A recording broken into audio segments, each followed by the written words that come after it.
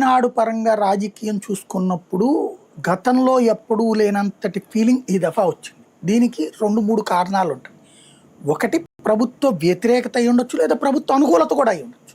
ఇప్పుడు మీకు గుజరాత్లో ఇట్లాగే లాస్ట్ ట్రిప్ ఎలక్షన్స్ అప్పుడు, అంతకుముందు ఎలక్షన్స్ అప్పుడు ఈ పటేలు, పట్వారి ఇట్లా రకరకాలైనటువంటి వాళ్ళు అంటే అన్ని కులాల వాళ్ళని చేరదీసి 3 రకాలైనటువంటి వాళ్ళతో ముందు ఉద్యమాలు చేయించి ఆ పైన వాళ్ళతో గుజరాత్లో ఒక ప్రయోగం చేసింది కాంగ్రెస్ పార్టీ. ఇక అయిపోయింది బీజేపీ పని అనుకున్న సందర్భంలో 99 సీట్లు 98 సీట్లు వచ్చి గెలిచింది బీజేపీ.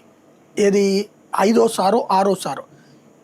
అట్లాంటి సిచ్యుయేషన్ నుంచి మొన్నటిసారి జరిగిన ఎన్నికలప్పుడు భారీ పోలింగ్ నమోదైంది. ఇట్లాగే గుజరాత్ చరిత్రలోనే అనడు లేనంత పోలింగ్.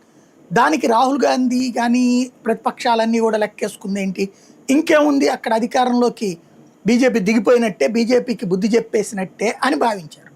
సీన్ కట్ చేస్తే భారీ పోలింగ్ నమోదైన చోటన భారీ మెజార్టీతో బీజేపీ గెలిచింది. 145 సీట్లకు పైగా వచ్చింది అక్కడ బీజేపీకి. అట్లాగా ప్రో ఇన్కంబెన్సీ అయింది. వాస్తవంగా ఏ మోడీనో ఉన్నాడంటే ప్రో ఇన్కంబెన్సీ అయితే ఒక ఎత్తు, కానీ అక్కడ కాంగ్రెస్ యాంటీ ఇన్కంబెన్స్ అనాలి. కాంగ్రెస్ ఇట్లాంటి కథలు నడుపుతుందని విరక్తి చెందినటువంటి హిందూ